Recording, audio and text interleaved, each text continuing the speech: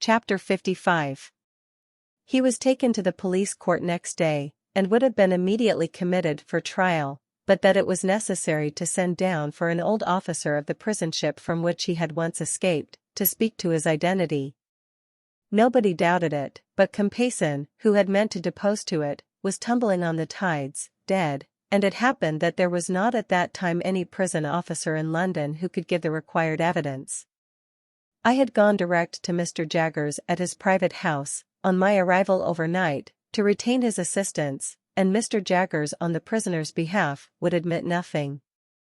It was the sole resource, for he told me that the case must be over in 5 minutes when the witness was there, and that no power on earth could prevent its going against us. I imparted to Mr. Jaggers my design of keeping him in ignorance of the fate of his wealth. Mr. Jaggers was querulous and angry with me for having let it slip through my fingers, and said we must memorialize by and by, and try at all events for some of it. But he did not conceal from me that, although there might be many cases in which the forfeiture would not be exacted, there were no circumstances in this case to make it one of them. I understood that very well.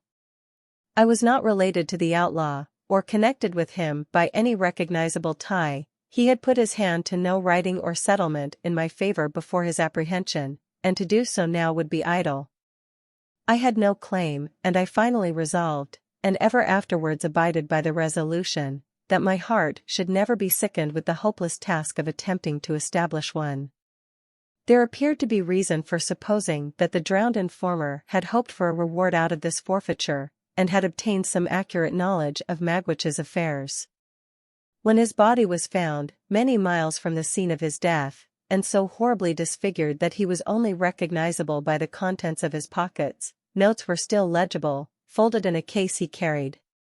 Among these were the name of a banking house in New South Wales, where a sum of money was, and the designation of certain lands of considerable value. Both these heads of information were in a list that Magwitch, while in prison, gave to Mr. Jaggers, of the possessions he supposed I should inherit.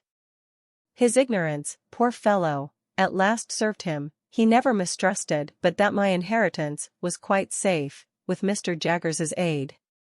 After 3 days' delay, during which the Crown prosecution stood over for the production of the witness from the prison ship, the witness came, and completed the easy case. He was committed to take his trial at the next sessions, which would come on in a month. It was at this dark time of my life that Herbert returned home one evening, a good deal cast down, and said, "My dear Handel, I fear I shall soon have to leave you." His partner having prepared me for that, I was less surprised than he thought. "We shall lose a fine opportunity if I put off going to Cairo, and I am very much afraid I must go, Handel, when you most need me." "Herbert, I shall always need you, because I shall always love you, but my need is no greater now than at another time." "You will be so lonely." "I have not leisure to think of that," said I. "You know that I am always with him to the full extent of the time allowed, and that I should be with him all day long, if I could. And when I come away from him, you know that my thoughts are with him." The dreadful condition to which he was brought was so appalling to both of us, that we could not refer to it in plainer words. "My dear fellow," said Herbert, "let the near prospect of our separation, for it is very near, be my justification for troubling you about yourself. Have you thought of your future?" "No, for I have been afraid to think of any future." "But yours cannot be dismissed, indeed, my dear Handel, it must not be dismissed. I wish you would enter on it now, as far as a few friendly words go, with me." "I will," said I. "In this branch house of ours, Handel, we must have a—" I saw that his delicacy was avoiding the right word, so I said, "a clerk." "A clerk. And I hope it is not at all unlikely that he may expand, as a clerk of your acquaintance has expanded, into a partner. Now, Handel, in short, my dear boy, will you come to me?" There was something charmingly cordial and engaging in the manner in which, after saying, "Now, Handel," as if it were the grave beginning of a portentous business exordium, he had suddenly given up that tone, stretched out his honest hand, and spoken like a schoolboy. "Clara and I have talked about it again and again," Herbert pursued, and the dear little thing begged me only this evening, with tears in her eyes, to say to you that, if you will live with us when we come together, she will do her best to make you happy, and to convince her husband's friend that he is her friend too. We should get on so well, Handel. I thanked her heartily, and I thanked him heartily, but said I could not yet make sure of joining him as he so kindly offered. Firstly, my mind was too preoccupied to be able to take in the subject clearly. Secondly, there was a vague something lingering in my thoughts that will come out very near the end of this slight narrative. But if you thought, Herbert, that you could, without doing any injury to your business, leave the question open for a little while. For any while, cried Herbert. 6 months, a year. Not so long as that, said I, 2 or 3 months at most. Herbert was highly delighted when we shook hands on this arrangement, and said he could now take courage to tell me that he believed he must go away at the end of the week. And Clara, said I. The dear little thing, returned Herbert, holds dutifully to her father as long as he lasts, but he won't last long. Mrs. Wimple confides to me that he is certainly going. Not to say an unfeeling thing, said I, he cannot do better than go. I am afraid that must be admitted, said Herbert, and then I shall come back for the dear little thing, and the dear little thing and I will walk quietly into the nearest church. Remember, the blessed darling comes of no family, my dear Handel, and never looked into the red book, and hasn't a notion about her grandpapa. What a fortune for the son of my mother! On the Saturday in that same week, I took my leave of Herbert, full of bright hope, but sad and sorry to leave me, as he sat on one of the seaport mail coaches. I went into a coffee house to write a little note to Clara, telling her he had gone off, sending his love to her over and over again, and then went to my lonely home, if it deserved the name, for it was now no home to me, and I had no home anywhere. On the stairs I encountered Wemmick, who was coming down, after an unsuccessful application of his knuckles to my door. I had not seen him alone since the disastrous issue of the attempted flight, and he had come, in his private and personal capacity, to say a few words of explanation in reference to that failure. The late Compeyson, said Wemmick, had by little and little got at the bottom of half of the regular business now transacted, and it was from the talk of some of his people in trouble, some of his people being always in trouble, that I heard what I did. I kept my ears open, seeming to have them shut, until I heard that he was absent, and I thought that would be the best time for making the attempt. I can only suppose now, that it was a part of his policy, as a very clever man, habitually to deceive his own instruments. You don't blame me, I hope, Mr. Pip? I am sure I tried to serve you, with all my heart. I am as sure of that, Wemmick, as you can be, and I thank you most earnestly for all your interest and friendship. Thank you very much. It's a bad job, said Wemmick, scratching his head, and I assure you I haven't been so cut up for a long time. What I look at is the sacrifice of so much portable property. Dear me. What I think of, Wemmick, is the poor owner of the property. Yes, to be sure, said Wemmick. Of course, there can be no objection to your being sorry for him, and I'd put down a £5 note myself to get him out of it. But what I look at is this. The late Compeyson having been beforehand with him in intelligence of his return, and being so determined to bring him to book, I do not think he could have been saved. Whereas, the portable property certainly could have been saved. That's the difference between the property and the owner, don't you see?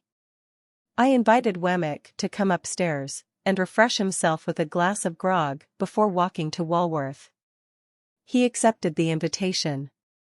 While he was drinking his moderate allowance, he said, with nothing to lead up to it, and after having appeared rather fidgety, "What do you think of my meaning to take a holiday on Monday, Mr. Pip?"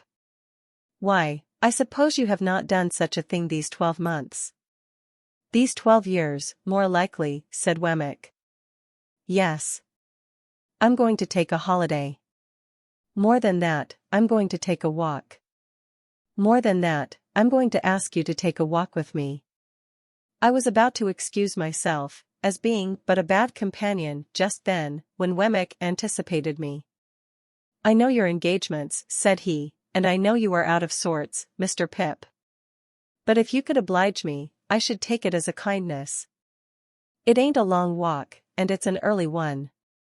Say it might occupy you, including breakfast on the walk, from 8 to 12. Couldn't you stretch a point and manage it?" He had done so much for me at various times, that this was very little to do for him. I said I could manage it, would manage it, and he was so very much pleased by my acquiescence, that I was pleased too. At his particular request, I appointed to call for him at the castle at 8:30 on Monday morning, and so we parted for the time.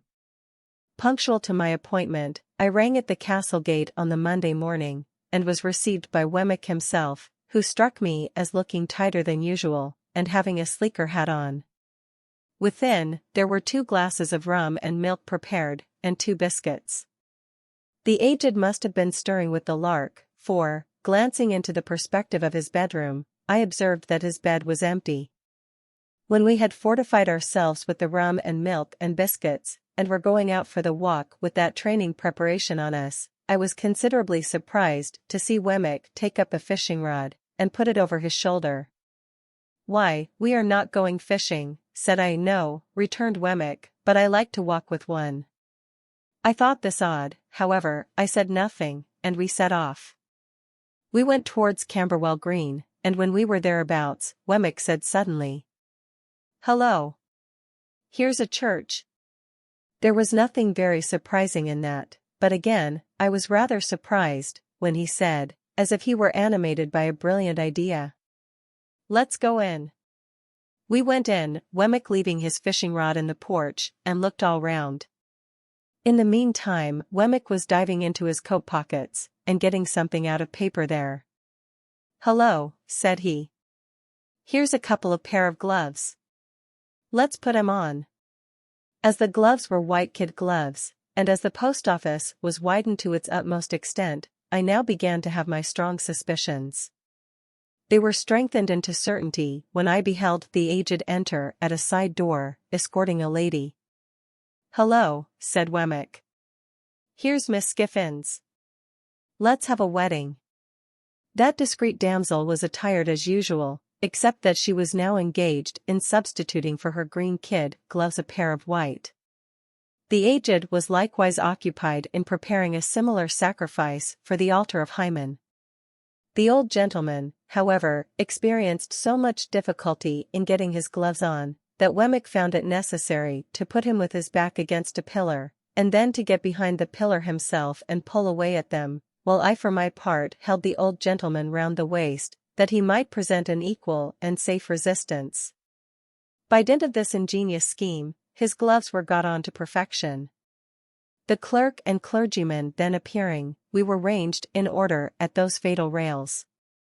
True to his notion of seeming to do it all without preparation, I heard Wemmick say to himself, as he took something out of his waistcoat pocket before the service began, "Hello! Here's a ring." I acted in the capacity of backer, or best man, to the bridegroom, while a little limp pew-opener in a soft bonnet like a baby's, made a feint of being the bosom friend of Miss Skiffins. The responsibility of giving the lady away devolved upon the aged, which led to the clergyman's being unintentionally scandalized, and it happened thus. When he said, "Who giveth this woman to be married to this man?" the old gentleman, not in the least knowing what point of the ceremony we had arrived at, stood most amiably beaming at the 10 Commandments. Upon which, the clergyman said again, "Who giveth this woman to be married to this man?" The old gentleman being still in a state of most estimable unconsciousness, the bridegroom cried out in his accustomed voice, "Now aged P, you know, who giveth?" To which the aged replied with great briskness, before saying that he gave, "All right, John, all right, my boy." And the clergyman came to so gloomy a pause upon it, that I had doubts for the moment whether we should get completely married that day. It was completely done, however, and when we were going out of church Wemmick took the cover off the font, and put his white gloves in it, and put the cover on again. Mrs. Wemmick, more heedful of the future, put her white gloves in her pocket and assumed her green. "Now, Mr. Pip," said Wemmick, triumphantly shouldering the fishing rod as we came out, "let me ask you whether anybody would suppose this to be a wedding party." Breakfast had been ordered at a pleasant little tavern a mile or so away upon the rising ground beyond the green, and there was a bagatelle board in the room, in case we should desire to unbend our minds after the solemnity. It was pleasant to observe that Mrs. Wemmick no longer unwound Wemmick's arm when it adapted itself to her figure, but sat in a high-backed chair against the wall, like a violoncello in its case, and submitted to be embraced as that melodious instrument might have done.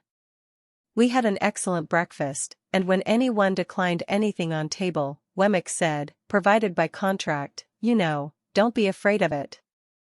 I drank to the new couple, drank to the aged, drank to the castle, saluted the bride at parting, and made myself as agreeable as I could.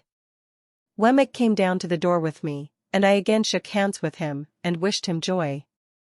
"Thank'ee," said Wemmick, rubbing his hands. "She's such a manager of fowls, you have no idea. You shall have some eggs, and judge for yourself. I say, Mr. Pip," calling me back, and speaking low. "This is altogether a Walworth sentiment, please." "I understand. Not to be mentioned in Little Britain," said I. Wemmick nodded. "After what you let out the other day, Mr. Jaggers may as well not know of it. He might think my brain was softening, or something of the kind."